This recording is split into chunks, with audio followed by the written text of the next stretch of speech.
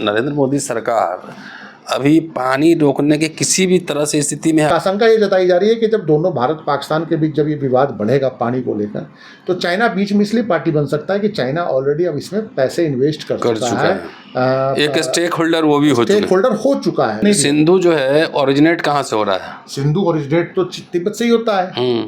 तिब्बत से ही सिंधु ओरिजिनेट होता है। इवन कि जो भारतीय पंजाब के जो एक इम्पोर्टेंट नदी जिसका 100% पानी इंडिया इस्तेमाल कर रहा है, सतलुज, उसका भी ओरिजिनेट जो है वो चाइना से, तिब्बत से ही हो रहा है। चाइना का विवाद पानी को लेकर जो है वो है वियतनाम, थाईलैंड, लाओस, कंबोडिया से है।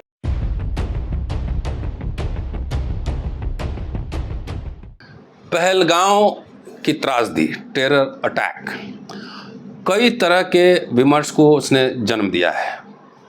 5 तरह के प्रतिबंध लगाए भारत ने, उच्च आयोग के स्टाफ को कम किया है, और सबसे महत्वपूर्ण जो विवाद का विषय बना हुआ है वो है सिंधु जल जो समझौता है वो बना हुआ है।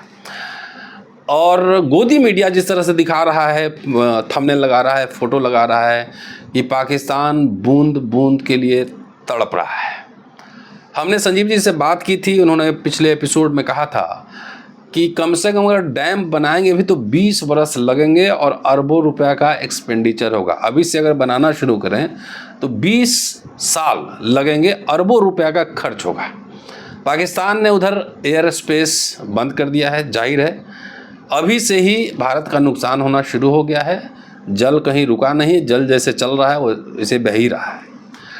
क्या रिसोर्स वॉर में पानी को लेकर ये युद्ध की ओर बढ़ने का संकेत है? और भारत पाकिस्तान की आप बात कर रहे हैं, लेकिन एक बीच में एक मेजर प्लेयर है, उसका नाम है चाइना। ये सिंधु विवाद का जो सिंधु, उसमें 3 स्टेक होल्डर हैं, चाइना, पाकिस्तान और भारत।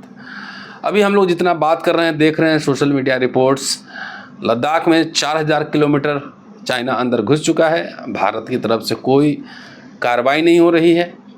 क्या साउथ एशिया में जल को लेकर ये विवाद बढ़ेगा? क्या भारत वाकई पानी को रोक देगा? अब पानी को रोक देगा ऐसा तो नहीं है कि नाला है और नाला को बांध बना दिए और रुक गया। सिंधु नदी है, इसका उद्गम कहीं और है। भारत और पाकिस्तान दोनों स्टेक होल्डर हैं। कहाँ कहाँ क्या डैम है, कितने डैम बने हैं, चाइना का क्या इंटरेस्ट है, और इस तरह के जब विवाद बढ़ेंगे तो चाइना की क्या भूमिका होगी? क्या सिंधु विवाद में चाइना एक मेजर प्लेयर की तरह एंट्री मारेगा? पाकिस्तान में उसका क्या इंटरेस्ट है, पाकिस्तान में चाइना क्या कर रहा है? कुछ बातें हमने पिछले एपिसोड में की थी, लेकिन इस एपिसोड में स्पेसिफिकली सिंधु नदी विवाद, भारत, पाकिस्तान और चाइना। चाइना कहाँ?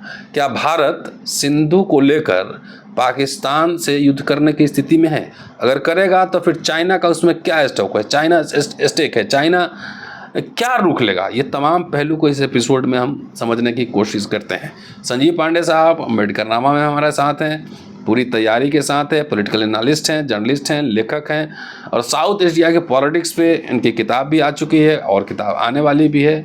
तो ये समझने की कोशिश कर रहे हैं कि सिंधु कहाँ से शुरू होता है, कहाँ से गुजरता है, पाकिस्तान में क्या है, और तमाम ये जो समझौता है, सिंधु नदी समझौता क्या है। पूरी दुनिया में अब पानी को लेकर और फूड को लेकर एक बड़ा डिबेट चल रहा है। स्वागत है संजीव जी। नमस्कार जी, नमस्ते जी।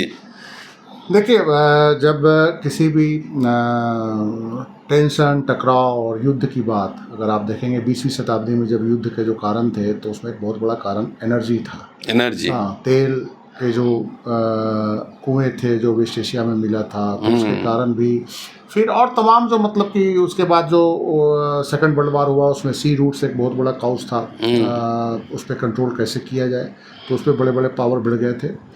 तो समान रूप से जितने भी बड़े जो एक्सपर्ट हैं उनकी राय है कि जो 21st सेंचुरी में जो एक मेजर जो टेंशन है दुनिया के बड़े बड़े मुल्कों के बीच, अफ्रीका से लेके एशिया से लेके, खास करके एशिया अफ्रीका में जैसे महाद्वीपों में, वो टेंशन है वाटर को लेकर और फूड को लेकर। और वाटर एक इतना इम्पोर्टेंट रिसोर्स हो चुका है जिसके लेकर दुनिया में कई देश आपस में टकराव कर रहे हैं। अफ्रीका में भी टकराव हो रहा है, एशिया में तो इम्पोर्टेंट जो कई मुल्क हैं वो आपस में टकरा रहे हैं।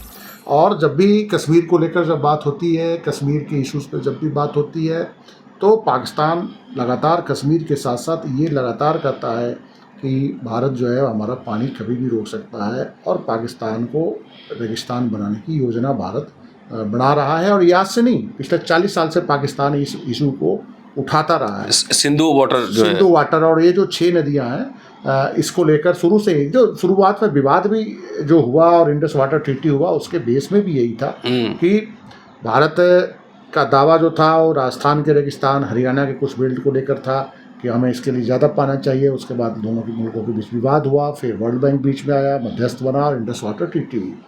ये 60 के दशक में 1960 में ट्रीटी हुई थी। अच्छा। दोनों मुल्कों के बीच, और वर्ल्ड बैंक उसमें मीडिएट किया था, मध्यस्थता की थी। तो पानी का एक इशू जो है इम्पोर्टेंट इशू है, और पानी का इशू भारत पाकिस्तान के बीच है। अगर ईस्टर्न फ्रंट पर देखें तो भारत बांग्लादेश के बीच है। तीस्ता और गंगा के पानी का बंटवारे को लेकर लगातार आप खबरों में पढ़ते ही रहते हैं कि दोनों में विवाद है। लेकिन जो ये सिर्फ ये 3 जो साउथ एशिया के ये 3 देशों के नहीं है, इसमें जो एक मेजर जो चाइना जो एक बहुत बड़ा प्लेयर है जो हमारे ऊपर है, उसका विवाद पानी को लेकर भारत से ही नहीं है, सिर्फ बांग्लादेश से ही नहीं है। चाइना का विवाद पानी को लेकर जो है वो है वियतनाम, थाईलैंड, लाओस, कंबोडिया से है। क्योंकि चाइना का तिब्बत जो एरिया है जिसपे चाइना ने कब्जा किया, और चाइना ने तिब्बत को इसलिए भी अधिकृत किया कि जो इम्पोर्टेंट जो नदियां हैं वो तिब्बत से ओरिजिनेट होती है, जिसका चाइना बहुत दूरदर्शी था। शुरू से ही चाइना की नज़र इन नदियों पे थी, और तिब्बत को कंट्रोल करने का एक कारण इम्पोर्टेंट है ये भी कि 3 इम्पोर्टेंट नदियाँ ब्रह्मपुत्र, मेकॉन्ग और सिंधु, ये तीनों चाइना के जो अभी तिब्बत जो है स्पेशल एडमिनिस्ट्रेटिव रीजन जो तिब्बत है, जो चाइना वहीं से ओरिजिनेट हो रही है। इवन कि सतलुज भी वहीं से ओरिजिनेट होती है, तिब्बत से ओरिजिनेट होती है। तो इम्पोर्टेंट नदियाँ तिब्बत से ओरिजिनेट होती थी, और चाइना बहुत पहले ही समझ चुका था कि वाटर कितना बड़ा रिसोर्स बनने वाला है, और इसको कंट्रोल करो। इसको कंट्रोल करने के बाद जो है आप अपने कंट्री का डेवलपमेंट कर सकते हो। देखिए वाटर जो है उससे आप एनर्जी क्रिएट करते हैं, उससे इरीगेशन करते हैं। तो ये जो सारी चीज़ें वाटर इतना लोग ही सिर्फ कंज्यूम नहीं करते हैं, आपका इरीगेशन सिस्टम का इंपॉर्टेंट जो लाइफ लाइन है वो वाटर होता है। और इसी ढंग से एनर्जी प्रोडक्शन का जो एक बहुत बड़ा जो माध्यम है वाटर है, बड़े बड़े डैम है। तो चाइना जो है इस पर बहुत ही शुरू से ही सतर्क था। और चाइना का अगर आप देखिएगा तो ब्रह्मपुत्र को लेकर भारत से विवाद है, मेकॉन्ग नदी के पानी को लेकर थाईलैंड, वियतनाम, कंबोडिया से विवाद है, लाओस से विवाद है। और इधर भारत और पाकिस्तान के बीच जो है वो इंडस वाटर रिवर सिस्टम को लेकर जो तात्कालिक विवाद सामने आ गया, ये समझौता हो चुका है दोनों 2 स्टेटों में। लेकिन इसमें चाइना का कोई स्टेटमेंट आया है? चाइना अभी इस पे चुप्पी है। लेकिन देखिए चाइना का मैं थोड़ा सा ये बताना चाहूँगा कि चाइना जो है, सबसे पहले मैं मेकॉन्ग रिवर जो बेसिन है और जो उसका जो रिपेरियन जो स्टेट्स हैं उसके डिस्प्यूट को मैं बताना चाहता हूँ कि मेकॉन्ग ओरिजिनेट तिब्बत से होता है, और तिब्बत से होते हुए Burma, Laos, Cambodia, Vietnam, Thailand होते हुए वो वियतनाम के डेल्टा में आगे चला जाता है।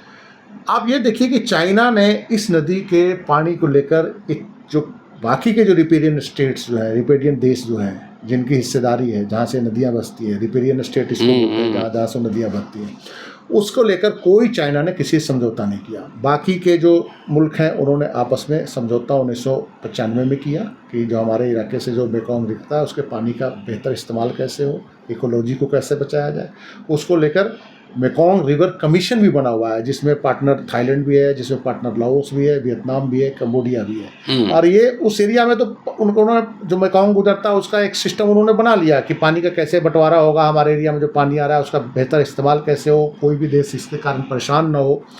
लेकिन चाइना इस अकॉर्ड में शामिल नहीं है, और चाइना ने 4 देशों को परेशान कर रखा है वो नदियों के पानी को लेकर। 11 डैम चाइना ने ऑलरेडी मेकॉन्ग पे बड़े डैम बना लिए हैं, 11 और 92-93 छोटे छोटे डैम्स हैं नदी में, नदी के आसपास जो है। तो चाइना जब मर्जी होता है, जब वहाँ पे खरीफ का सीजन आता है, जब धान की खेती का सीजन आता है तो नीचे पानी बंद कर देता है। जब पानी ज़्यादा होता है तो पानी छोड़ देता है, और नीचे वाले जो मुल्क हैं वो पानियों में उस इलाके में जो उस इलाके के किसान परेशान हो जाते हैं, बाढ़ की स्थिति पैदा हो जाती है और उनकी फसलें खराब हो जाती है। मेकॉन्ग की जो प्रॉब्लम है वो चाइना ने, अब इसी ढंग से चाइना ने भारत के साथ अभी जो ताज़ा विवाद है ब्रह्मपुत्र को लेकर है। ब्रह्मपुत्र पे एक बहुत बड़ा डैम ऑलरेडी चाइना बना चुका है। 3 कहाँ पे? ये जांगमुंग कोई जगह है, जानमुंग है, वहाँ पे ऑलरेडी बना चुका है चाइना। और उसके अलावा 3 डैम दागू में और जियाचा में ऑलरेडी अंडर कंस्ट्रक्शन है, और एक डैम जो सबसे खतरनाक जो ये बनाया जा रहा है अरुणाचल प्रदेश के बॉर्डर पे, जो वर्ल्ड का लार्जेस्ट डैम है, जिसमें कहते हैं कि 60,000 मेगावाट बिजली का प्रोडक्शन होगा, वो ब्रह्मपुत्रा पे बना रहा है। इधर अरुणाचल में भारत भी 3 डैम प्रोजेक्ट यहाँ पे उसका चल रहा है, काम चल रहा है। और भारत की चिंता ये है कि अगर वो प्रपोज डैम जो चाइना का है, जिसमें 60,000 मेगावाट बिजली का प्रोडक्शन होगा और उसका पानी उधर चाइना डाइवर्ट करेगा, तो ब्रह्मपुत्रा का पानी की सप्लाई और जो फ्लो है इंडिया में कम होगा। और इंडिया के जो अपना इरिगेशन सिस्टम जो है, खास करके इधर आसाम, अरुणाचल और ये जिन जिन इलाकों से ब्रह्मपुत्र गुजरता है, और उसके अलावा इसका सीधा इम्पैक्ट बांग्लादेश पे भी पड़ेगा, क्योंकि ब्रह्मपुत्रा बांग्लादेश में भी जाता है। तो ये प्रॉब्लम जो आई है, इस प्रॉब्लम पे चाइना से परेशान उधर जो 4 देश है मेकोंग रिवर के कारण, इधर इंडिया और बांग्लादेश। अब यही प्रॉब्लम इस फ्रंट पे आ रही है। पाकिस्तान का सेम आरोप है, जो आरोप चाइना को लेकर भारत का आरोप है, वही आरोप पाकिस्तान का है। अभी जो नदी जल विवाद जो नदी समझौता है, उसको जो भारत ने सस्पेंड किया है, तो पाकिस्तान का अगर देखिए तो इंडस जो रिवर है उनका लाइफलाइन है। आप मान के चलिए कि 80% इरिगेशन सिस्टम जो है, ये 3 नदियां जो चिनाब और सतलज और इंडस का जो पानी जब पाकिस्तान में जाता है तो उस पर डिपेंड करता है। और उनके मेजर हाइड्रो प्रोजेक्ट जो हैं वो इन नदियों पे हैं। जैसे मंगला डैम जो उनका सबसे बड़ा डैम है, वो झेलम पे है। इसी ढंग से इंडस पे उन्होंने करीब डियर अबाउट 12-13 डैम और पानी स्टोरेज की सिस्टम को बना पाकिस्तान के अंदर। और लेकिन जो सबसे बड़ी जो प्रॉब्लम आ रही है अब, कि सबसे बड़ी प्रॉब्लम आ रही है कि वहाँ पे चाइना मेजर पावर प्रोजेक्ट में घुसा है, और इन नदियों पे चाइना के भी प्रोजेक्ट चल रहे हैं। चाइना पाकिस्तान इकोनॉमिक कॉरिडोर जो 2015 में चीन और पाकिस्तान के बीच जो एक समझौता हुआ, उस समझौते के तहत जो चाइना वहाँ इन्वेस्ट कर रहा है, तो उस इन्वेस्टमेंट में जो एक मेजर जो डैम है जो इंडस पे बन रहा है, दाइमेर बासा डैम, और उसके बाद ऑलरेडी झेलम पे एक चाइना ने प्रोजेक्ट बना के शुरू कर दिया। वो प्रोजेक्ट ऑलरेडी कंप्लीट हो चुका है, और 1-2 प्रोजेक्ट और चाइना के हैं वहाँ पे। जो पाकिस्तान में कितने डैम्स बनाए हैं? पाकिस्तान ने तो ऑलरेडी 14-15 डैम तो इंडस पे ही है, बाकी झेलम पे भी उनके 4-5 डैम हैं पाकिस्तान के, हो सकता है ज़्यादा भी हो, जहाँ तक मेरी जानकारी में हो।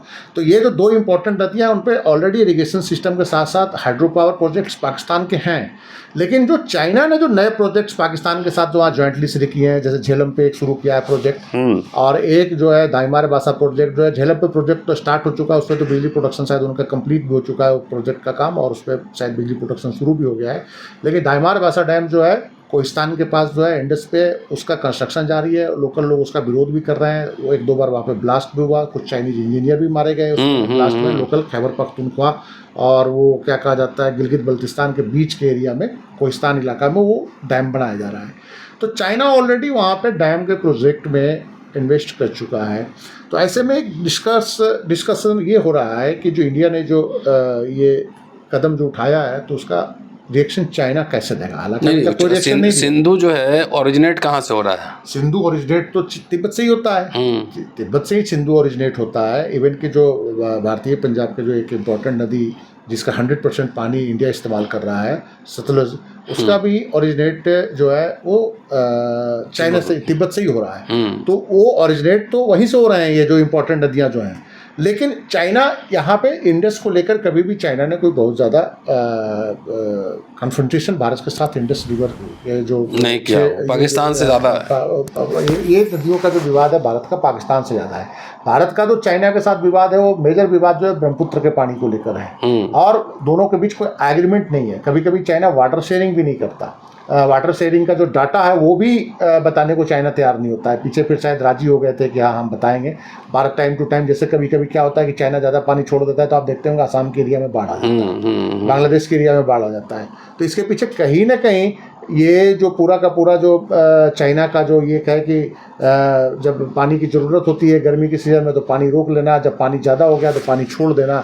तो भारत का विवाद ये जो है सीधा चाइना के साथ है। लेकिन पाकिस्तान और जो इसके बीच, जो भारत के बीच जो नदियों का जल विवाद है, उसमें चाइना अभी तक खुलकर कभी कुछ नहीं बोला, और चाइना का इंडस रिवर जो सिस्टम है उस पर कभी उन्होंने कोई डिस्प्यूट क्रिएट नहीं किया है आज तक। लेकिन एक आशंका ये जताई जा रही है कि जब दोनों भारत पाकिस्तान के बीच जब ये विवाद बढ़ेगा पानी को लेकर, तो चाइना बीच में इसलिए पार्टी बन सकता है कि चाइना ऑलरेडी अब इसमें पैसे इन्वेस्ट कर चुका है। एक स्टेक होल्डर वो भी स्टेक होल्डर हो चुका है। पाकिस्तान ऑक्युपाइड कश्मीर के अंदर झेलम पे जैसे क्या कहा जाता है जो उनका प्रोजेक्ट चला है, फिर वो जो कोहिस्तान इलाके में जो दाइमार बासा प्रोजेक्ट जो है, दोनों जो है हाइड्रो पावर प्रोजेक्ट्स हैं।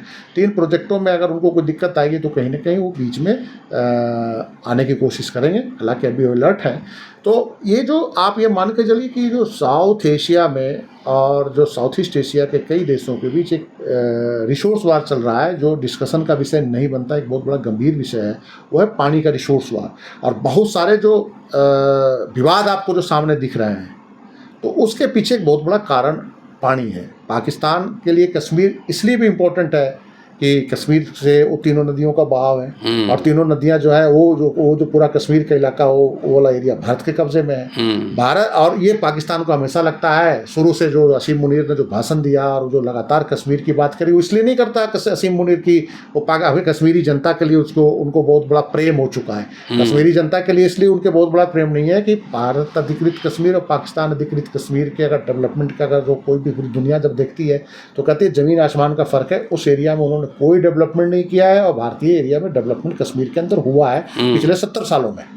14 साल की मैं बात भी नहीं कर रहा हूँ, ये मतलब ये है जो डेवलपमेंट का जो मॉडल जो इंडिया में है, उसमें कश्मीर पे शुरू से ही नेहरू के टाइम से ही ध्यान दिया गया और कश्मीर में काम हुआ। लेकिन पाकिस्तान ऑक्युपाइड कश्मीर में हेल्थ सर्विसेज, एजुकेशन बहुत ही पुअर स्थिति में है। सेकेंड ये है कि यहाँ पे तो 370 के दर प्रोडक्शन था, और भारत के लोग जाके वहाँ पे रेसिडेंसी या ज़मीन नहीं खरीद सकते थे, नौकरी नहीं ले सकते थे। स्पेशल स्टेटस के तहत इनको बहुत सारी चीज़ों को स्पेशल ग्रांट्स भी मिलते थे।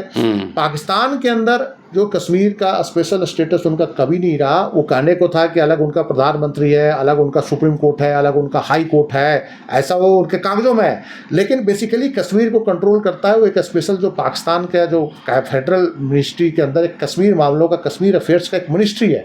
वो कश्मीर अफेयर्स के मिनिस्ट्री जो है डायरेक्ट वहाँ के कश्मीर के प्रधानमंत्री और वहाँ के तमाम सिस्टम को कंट्रोल करता है। जो आदेश यहाँ से जाता है उसी को इम्प्लीमेंट करते हैं। और वहाँ पे जो सबसे बड़े जो पाकिस्तान अधिकृत कश्मीर में जो कश्मीरियों का जो सबसे इम्पोर्टेंट जो एक उनका जो विरोध है, वहाँ पे लार्ज लेवल पे पंजाब के जो लोग हैं वहाँ पे जाके बैठ चुके हैं, इन्वेस्ट कर चुके हैं, काफ़ी ज़्यादा ज़मीनों को उन्होंने कब्जा भी कर लिया है। और अब जब चाइना का वहाँ प्रोजेक्ट चल रहा है तो बहुत सारे लोग चाइना के भी आके बैठ गए हैं। तो ये प्रॉब्लम्स वहाँ की कश्मीर में है। तो ये जो कश्मीर जो उनकी जो दुखती रग है, या जो कहते हैं कि बहुत इंपॉर्टेंट नस है, वो इसलिए है कि ये जो पानी जो 3 नदियों का है वो भारतीय अधिकृत कश्मीर से, पाकिस्तान में से वहाँ गुजरता है। भारत के पास जो कश्मीर है उसको लेकर जो उनको डर यही है कि ये कभी भी हमारा पानी रोक सकते हैं।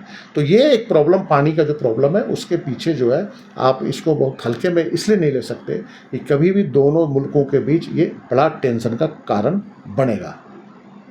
संजीव जी, क्या भारत जैसे प्रधानमंत्री बोलते हैं 13-14 चुनाव के समय लाल लाख आँख और क्या क्या नेस्तनाबूद कर दूंगा, मिट्टी में मिला दूंगा, इस खाली एक पानी का विवाद है। क्या नरेंद्र मोदी सरकार अभी पानी रोकने के किसी भी तरह से स्थिति में है? अगर मान लिया कुछ इस पर डिस्प्यूट होता है, चाइना का क्या रोल होगा? देखिए चाइना एक 2-3 बातें देखिए। जो कश्मीर जो इतना बड़ा जो एक 3 मुल्कों के बीच टेंशन बना हुआ है, तो कश्मीर के एक एरिया पे जो लद्दाख के साइड लगते हुए एरिया पे चाइना ऑलरेडी उसको क्लेम करता है। और पहले भी चाइना ने वहाँ कांग्रेस के राज में भी कई एरिया को उसने चाइना ने दबाया, और अब नरेंद्र मोदी जी के राज में भी चाइना ने दबा लिया। 4000 किलोमीटर एरिया लगभग दबा लिया, और इम्पोर्टेंट जगहों पे उनके बंदे बैठे हुए हैं। और हम कुछ बोल भी नहीं पाए, हम लोग इसको एक्सेप्ट करने के लिए भी तैयार नहीं थे कि चाइना ने घुसपैठ किया। चाइना की नज़र जो इलीगल कब्जा वाला जो भारतीय जो इलाके पे जो इलीगल कब्जा पाकिस्तान का है, जिसको हम लोग आज की डेट में पाकिस्तान अधिकृत कश्मीर हम लोग बोलते हैं, और वो जो है पाकिस्तानी उसको आज़ाद कश्मीर बोलते हैं। भारत उसको जो है हम लोग उसको बोलते हैं कि इलीगल कब्जा है। वहाँ पे चाइना ऑलरेडी चीन पाकिस्तान इकोनॉमिक कॉरिडोर का एक वो बहुत बड़ा रूट है जो है, जो पाकिस्तान के पास जो इलीगल कब्जे में जो हमारा एरिया है। तो मेरा ये मानना है कि चाइना अब वहाँ एक तीसरा बहुत बड़ा स्टेक होल्डर हो चुका है ऑलरेडी, क्योंकि उसका इन्वेस्टमेंट है। और सबसे बड़ा बात है कि जो ग्वादर से कासगढ़ तक का जो रूट जा रहा है, वो रूट इम्पोर्टेंट जो हाईवेज हैं वो पाकिस्तान के कब्जे वाले कश्मीर से जा रहा है। तो उस पे चाइना कहीं ना कहीं इस बात को, जो हम लोग लगातार जो बोलते हैं कि हम क्या कहा जाता है, जो पाकिस्तान के जो अवैध कब्जे में जो कश्मीर है हम उसको छुड़वा लेंगे, तो उस पर कभी कभी हम लोगों को ये बड़ी दुख होता है कि आप एक तरफ तो कह रहे हैं कि हम पाक के अवैध कब्जे वाला जो कश्मीर है हम उसको छुड़वा लेंगे, दूसरी तरफ पिछले जो 10 सालों में चाइना आपके एरिया में घुस गया उसको छुड़वा नहीं पा रहे हैं, जो कश्मीर का ही वो इलाका है। और ये बड़े दुख की बात है, किसने मना किया कि आप चाइना से वो एरिया न खिलाओ? किसी ने ये भी नहीं मना किया है कि पाकिस्तान से वो एरिया खाली न कराओ। आप स्वतंत्र हैं, आप सैन्य कार्रवाई के लिए स्वतंत्र हैं। हमारा एरिया है, उसको उस समय कब्जा किया गया और उसको एरिया को आपने कब्जा कर छुड़वाने के लिए आपके पास पूरा अधिकार है। लेकिन वो पिछले 70 सालों में नहीं हुआ, पिछले 14 सालों में भी नहीं हुआ। 14 साल में तो ज़्यादा मोर एग्रेसिव नेशनलिज्म आया ना। आप ये देखिए कि कारगिल के समय में भी जब लड़ाई हुई तो हम पाकिस्तान से बेटर नेगोशिएशन कर सकते थे, लेकिन उस समय भी हम नहीं कर पाए। लोग कहते हैं कि इंदिरा गांधी ने बांग्लादेश के समय में नेगोशिएट नहीं किया, लेकिन हम कहते हैं कि उसके बाद जब आप बेहतर स्थिति में आए तो आपने कौन सा नेगोशिएट कर लिया? आप तो सिर्फ भाषण ही दे रहे हैं ना, क्या वो कर लेंगे? इंदिरा गांधी ने तो बांग्लादेश बनवा दिया, लेकिन उस समय कहते थे कि उस समय चूंकि हम लोगों के पास पाकिस्तानी सैनिक हमारे कब्जे में थे तो हम जो पाकिस्तान के अवैध कब्जे वाला जो कश्मीर है हम उसको छुड़वा सकते थे, लेकिन इंदिरा गांधी ने वो नहीं किया।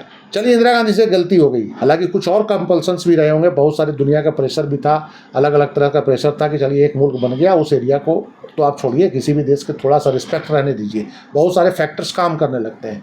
तो वो इंदिरा गांधी ने उतना प्रेशर नहीं डाला। लेकिन ये जो आप बताइए कि अब जो चाइना घुस चुका है 4000 किलोमीटर एरिया, ये तो खुद जम्मू कश्मीर में लद्दाख के जो लोग हैं लगातार इस बात को उठा रहे हैं कि हमारी भेड़ें भी नहीं जा रही है। लद्दाख के लोग कह रहे हैं कि हम उस एरिया तक जहाँ पहले भेड़ों को चराने जाते थे वहाँ तक हम आ नहीं रहे, वहाँ चाइनीज बैठे हुए हैं। तो ये जो स्थिति बन गई, ये स्थिति किसके काल में बनी, किसके समय में बनी? तो मेरा ये मानना है कि ये जो सबसे इम्पोर्टेंट बात ये है कि आप जो लगातार जो बात कर रहे हैं एग्रेसिव मोर्चा पाकिस्तान पे खुले हुए हैं, तो हम समझते हैं कि देश की जनता ये भी आपसे चाहती है कि आप वही एग्रेसिव मोर्चा चाइना के साथ भी घुमाएं। लेकिन दिलचस्प बात है कि जब चाइना की बात आती है, जब पानी का विवाद आता है, तब भी आप खुल के उनसे मोर्चा नहीं खोल पाते। ब्रह्मपुत्रा के पानी को लेकर विवाद होता है, तो जैसे पाकिस्तान अभी आपके प्रति एग्रेसिव है, क्या ऐसे ही एग्रेसिव आप कभी चाइना के प्रति हुए जब ब्रह्मपुत्रा के पानी को लेकर बात होती है? दूसरा सबसे बड़ी बात यह है कि आप याद कीजिए कि आपका इतना मतलब कि कई हज़ारों किलोमीटर का आपका सीमा चाइना के साथ है और चाइना आपसे लगातार टेंशन रखे हुए है। और मनमोहन सिंह ने पहाड़ी एरिया में फाइट करने के लिए माउंटेन डिवीज़न स्पेशल बनाया था। 5 माउंटेन डिवीज़न बनाने की उन्होंने योजना बनाई थी, शुरू भी हो गया था उस पर काम, और मोदी सरकार में वो माउंटेन डिवीज़न का टोटली काम जो है अब तो अग्निवीर आ गया है। वो नहीं, वो माउंटेन डिवीज़न कहाँ है उस पर कोई डिस्कशन ही नहीं है। सिंपल राफेल पर डिस्कसन हो रहा है, बड़े बड़े सौदे किए जा रहे हैं फ्रांस से, अमेरिका से, जेट से। अरे पहाड़ी इलाकों में जब तक आपके पास लोकल जो लड़ने वाले फौजी नहीं होंगे, जिनको पूरा रास्ता पता हो, वो माउंटेन डिवीज़न ख़त्म हो गया। फिर उसके बाद आपने पाकिस्तान, बांग्लादेश और चाइना 3 बॉर्डर पे आपके रिलेशन ख़राब हैं और आपके फौज में लोग कौन आ रहे हैं? नेपाल से भी अच्छे नहीं है, नेपाल से अच्छे नहीं है आपके संबंध। तो आप जो है आप अग्निवीर रख रहे हैं 4 साल के लिए, 1 साल की ट्रेनिंग होगी, 3 साल वो नौकरी करेंगे, कैसे लड़ पाएंगे वो बच्चे? फौज के वो तो 6 साल की एक बहुत अच्छी ट्रेनिंग के बाद ही कोई लड़ने लायक कोई बॉर्डर पे फौजी बन पाता है, मिनिमम जितने भी आर्मी के अफसरों से आप बात करें तो दिलचस्प बात यह है कि आप सेना को ही कमज़ोर किए जा रहे हैं। सेना में मैन पावर की कमी है और आपका इंटेलिजेंस भी वीक हो रहा है। तो आप जो सिर्फ बात करते हैं कि हम पाकिस्तान के अवैध कब्जे वाले कश्मीर को छुड़वा लेंगे, ज़मीन पे ऐसी हकीकत तो दिख ही नहीं रही है। ज़मीन पे आपके पास जो है हमारे एरिया में इन्फिल्ट्रेट कर रहे हैं बंदे और आप जो है उनको पहचान नहीं पा रहे हैं, हमारे नागरिकों की सुरक्षा नहीं दे पा रहे हैं। तो उस एरिया में आप कैसे कार्रवाई करेंगे? ये एक इम्पोर्टेंट सवाल है जी। चलिए, तो मिला जुला के ये जितना आसान दिख रहा है कि मोदी जी बोल दिए कि सिंधु समझौता रद्द, तो ऐसा लगा कि रद्द हो गया। गोदी मीडिया खूब बढ़ा चढ़ाया कर रहा है कि एकदम पानी के लिए तड़प रहा है पाकिस्तान, लेकिन उसमें जो चाइना का जो फैक्टर है, चाइना का रोल जो है, वो लोग गोदी मीडिया नहीं दिखा रहा है कि चाइना जब भी कोई बड़ा डिस्प्यूट होगा तो चाइना पाकिस्तान के साथ रहेगा, क्योंकि उसका स्टेक पाकिस्तान में ज़्यादा है। यही जब पाकिस्तान का बात करेंगे तो पाकिस्तान में ये जब पानी को लेकर जब बात होगी तो पाकिस्तान के 2 एस्पेक्ट्स देखने होंगे, उनका एग्रीकल्चर और उनका हाइड्रो पावर। एग्रीकल्चर में काफ़ी पैसा वहाँ पे वेस्ट एशिया के शेखों ने लगाया है। ज़मीन खरीदी है, बड़े बड़े कॉर्पोरेट फार्मिंग हो रही है, उसमें यूएई के शेख हैं, उसमें सऊदी अरबिया के शेख हैं, और वहाँ पे वो कॉर्पोरेट खेती कर रहे हैं। और कॉर्पोरेट खेती उनका सक्सेस तभी होगा जब इन नदियों का पानी उनको मिलेगा, क्योंकि 80% जो उनका एग्रीकल्चर है ये नदियों के पानी पे डिपेंडेंट है। वहाँ का मानसून बहुत अच्छा नहीं है, ठीक है। तो आप ये मान के चलिए कि अभी जो लेटेस्ट क्या हुआ कि चोलिस्तान इलाके में कॉर्पोरेट खेती के लिए पाकिस्तान 5 कैनाल निकाल रहा है, और वो जो कैनाल जो निकल रहा है तो उसमें जो नदियों के पानी को लेकर नीचे सिंध के लोगों ने विवाद खड़ा कर दिया कि ये जो पानी है हमारे यहाँ काफ़ी ट्राउट एरिया आ जाएगा, क्योंकि यहाँ पे सारे जो सिंधु नदी का जो पानी है वो उधर डाइवर्ट कर देंगे। लेकिन वो क्यों डाइवर्ट किया जा रहा है? क्योंकि वहाँ पे बहुत बड़े पैमाने पे एग्रीकल्चर में सऊदी अरबिया, यूएई के लोग इन्वेस्ट कर रहे हैं, और वो जो है एग्रीकल्चर इन्वेस्टमेंट एक ऐसा फैक्टर है जिसके कारण पानी का अगर क्राइसिस आएगा तो ये मुल्क भी वहाँ पे थोड़ा सा बीच में आएंगे सामने कि आप ऐसा क्यों कर रहे हैं। ये तो हो गया एग्रीकल्चर का एस्पेक्ट। जो दूसरा एस्पेक्ट है हाइड्रो प्रोजेक्ट का, जिसमें चाइना डायरेक्ट इन्वॉल्व हो रहा है। जैसे मतलब एग्रीकल्चर में साउथ अरबिया, वेस्ट एशिया के शेख जो है, शेख हैं जिनके पाकिस्तान से पुराने संबंध हैं, और पाकिस्तान आज की डेट में इन्वेस्टमेंट के लिए बहुत तरस रहा है, तो वो पाकिस्तान इन्वेस्टमेंट भी चाहता है। चाइना हाइड्रो प्रोजेक्ट में चाइना हाइड्रो प्रोजेक्ट में मल्टी कॉर्नर स्ट्रगल है। फिर मल्टी कॉर्नर स्ट्रगल पानी के लिए तो होगा वहाँ पे। देखिए पाकिस्तान के पास जो मेजर रिसोर्स पानी का है वो तो यही 3 नदियाँ हैं, यही जो मेन 3 नदियां हैं। बाकी उधर से काबुल नदी अफ़गानिस्तान की तरफ से है, और कुछ नदियां उधर से है, बलूचिस्तान की कुछ अपने नदियां हैं। लेकिन पंजाब और सिंध का जो पूरा का पूरा पॉपुलेशन जो है एग्रीकल्चर का और पीने के पानी के लिए इन 3 नदियों के पानी पे डिपेंड करता है। तो ये मान के चलिए कि वहाँ का एग्रीकल्चर और उनके हाइड्रो पावर के लिए नदियाँ उनकी लाइफ लाइन है। और उसमें चूँकि बाहरी घुसपैठ बहुत ज़्यादा है, बाहर के लोगों का इन्वेस्टमेंट आ गया है, तो उसमें इंडिया को ये देखना पड़ेगा कि इंडिया से वो कंट्री फिर क्या नेगोशिएशन करेंगे इस मसले पे जो बात आएगी। देखिए अंदर की बात तो ये है, बाहर में आप चाहे जितना कर दीजिए। अच्छा, हम लोग भी प्रैक्टिकल जान रहे हैं कि जो अभी पानी रोकने की स्थिति में हम लोग इसलिए भी नहीं है कि हमारे पास वैसे पानी स्टोरेज की कैपेसिटी नहीं है। हम पानी को चैनलाइज किधर करेंगे? ये जो 3 नदियाँ हैं उसके पानी को चैनलाइज किधर करेंगे, किधर लेके जाएंगे पानी के स्टोरेज? चूँकि ज्योग्राफी कश्मीर का बहुत टफ है, तो वहाँ पे डैम बनाना भी बहुत ज़्यादा सेफ नहीं है, और डैम बनाने में खर्च बहुत आएगा। तो वो सारी परिस्थितियों को देखते हुए आप जो है कितना इन्वेस्ट कर पाएंगे, और उसको चैनलाइज करने में आपको टाइम लगेगा।